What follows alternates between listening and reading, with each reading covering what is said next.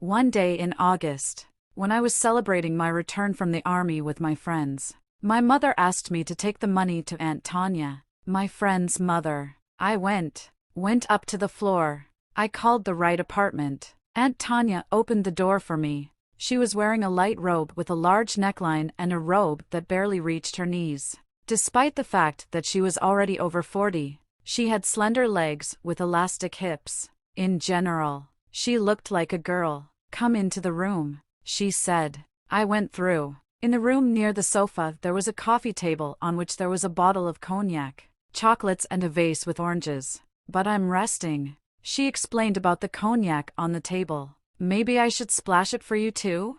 I nodded in agreement. She took out another glass of cognac from the sideboard. "Well, Hussar, look after the lady." I poured the cognac into glasses. "Welcome back," said a toast to Aunt Tanya. We drank. She started asking me about my service, where I served, what we did, and I told her. During the conversation, we drank. Aunt Tanya sat, leaning back on the sofa and crossing her legs. The robe climbed up, but she didn't seem to notice. She got up and turned on the music. "Let's dance," Aunt Tanya asked me. I got up and approached her. I put my hands on her waist.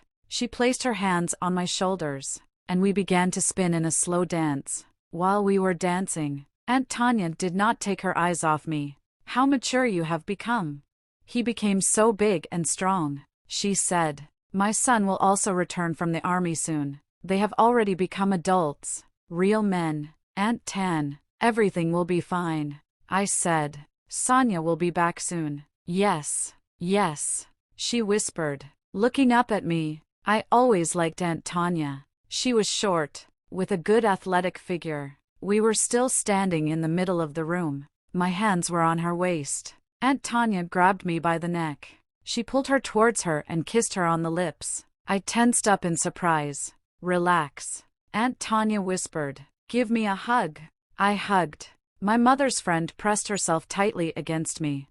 "Wow," said Aunt Tanya. "Man." I realized that I had nothing to lose and decided to act assertively. I pulled her robe over her head with one jerk. "God, what are you doing to me?" she whispered.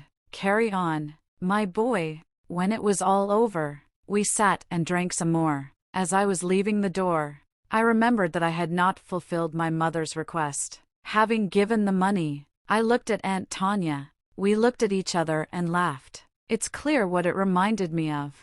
I was about to leave, but Aunt Tanya stopped me, turned me around and asked, "Do you want me to always be yours?" I kissed her in agreement and went out into the entrance.